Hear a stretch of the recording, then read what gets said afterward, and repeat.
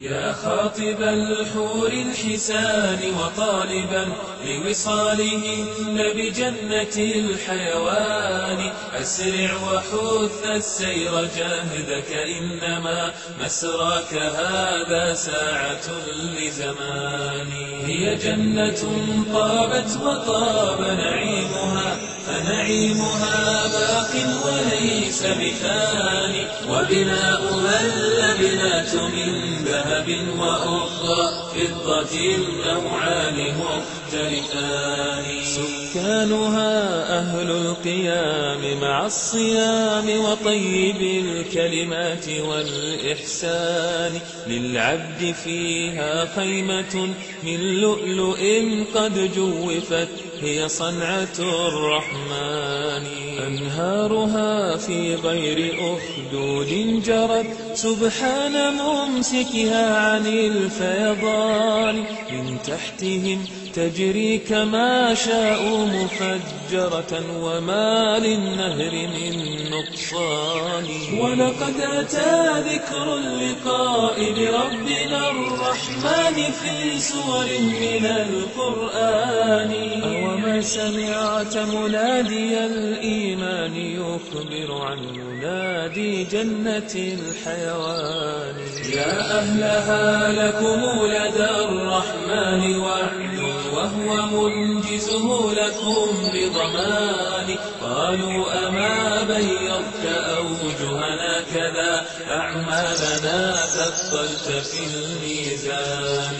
وكذاك قد أدخلتنا الجنات حين أجرتنا حقا من النيران. فيقول عندي موعد قد آن أن أعطيكموه برحمتي وحناني، فيرونه من بعد كشف حجابه جهرا روانا مسلم ببياني. وإذا رآه المؤمنون نسوا الذي هم فيه مما نالت العينان. والله ما في هذه الدنيا ألذ من اشتياق العبد للرحمن. وكذاك رؤية وجهه سبحانه هي أكمل اللذات للإنسان.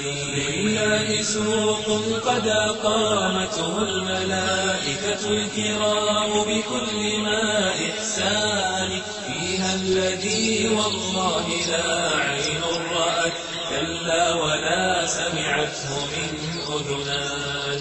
كلا ولم يخطر على قلب امرئ، فيكون عنه معبرا بلسانه. وهل لذا السوق الذي من حله نال التهاني كلها بأمان. يدعى بسوق تعارف ما فيه من صخب ولا غش ولا أيمان. هذا وخاتمة النعيم خلودهم أبدا بدار الخلد والرضوان. يا رب ثبتنا على الإيمان، واجعلنا هداة التائه الحيران. وأعزنا بالحق وانصرنا به نصرا عزيزا أنت ذو السلطان. وعلى رسولك أفضل الصلوات والتسليم منك وأكمل الرضوان.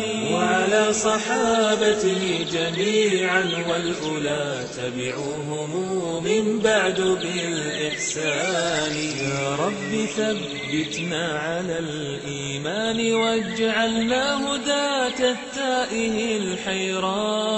وأعزنا بالحق وانصرنا به نصرا عزيزا أنت ذو السلطان. وعلى رسولك أفضل الصلوات والتسليم منك وأكمل الرضوان. وعلى صحابته جميعا والأولى تبعوهم من بعد بالإحسان.